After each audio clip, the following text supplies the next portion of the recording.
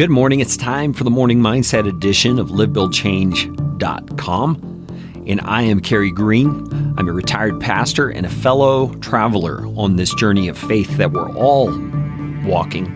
It's an opportunity for us every morning during this morning mindset to join ourselves together around the truth of God so that we can set our minds on it and therefore live this day according to it. Okay, that's our goal. We want to be able to hear what God says about himself and about reality so that we can align our hearts and minds with it and live in light of it. And that's the kind of life that actually brings us the most joy. It's the kind of life that brings us the most meaning and purpose, is a life that's aligned with God's way of looking at the universe. And so today, we've been talking about the times, the seasons in life when things are dark and you tend toward depression or discouragement.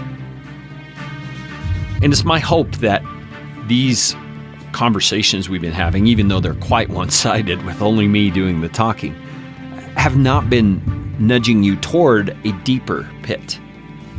I mean, I'm not one to shy away from reality. I want to address the fact that life is hard, and God himself, even though he's a loving God, allows and even intends very difficult things to come into our lives. And I don't shy away from it because I believe that when we face reality as it is, and that is reality, we are able to live more healthily, more joyfully, more aligned with truth, and therefore in a way that brings great honor to God. Because think of it this way. If God is a loving God, which he is, and if God is entirely sovereign over the difficulties of your life, which he is, then you're able to see that he is even bigger than you thought he was. Because he not only can allow difficult things in your life and still be good, he can not only intend difficult things to come into your life and still be good, he has the wisdom and the insight, the foresight, the wise plan for all of creation, that he's able to use all of that to bring about incredible good. You see, that's what God does. He brings about good in the world. Even though he temporarily brings hardship into our lives at times, he's using that hardship for good. That's what Romans 8:28 says. God causes all things to work together for the good of those who love him and for those who are called according to his purpose. That's his good purpose that's going on in the background. And we looked a few days ago at Psalm chapter 40 and how David described what happened in his life when he was in a dark time. He calls it a pit of destruction and a miry bog.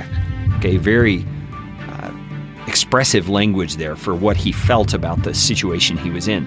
And he says, when God inclined his ear and answered him, he set his feet on a rock and he made his steps secure. And he put a new song in his mouth, and it was a song of praise to God. And then David says this.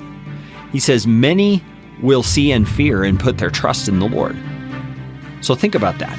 Because of what God did in David's life, taking him through a dark time, and it seems like it was a fairly long season because David said he had to wait patiently on the Lord to hear him and to act.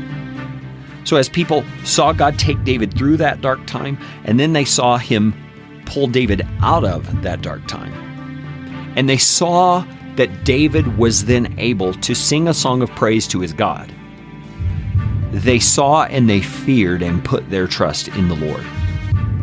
So beyond the fact that God is able to use the difficult situation in your life to bring about good for you, he is also able to use that entire situation and the fact that he was in control of it to bring about good in the lives of others who perhaps have never placed faith in God to begin with.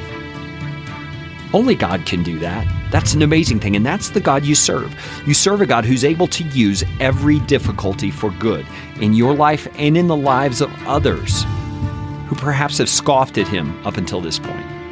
Encourage yourself with that today. God is doing good in your life right now, and he's going to use it for you and for others. I'll meet you again on the Morning Mindset tomorrow morning.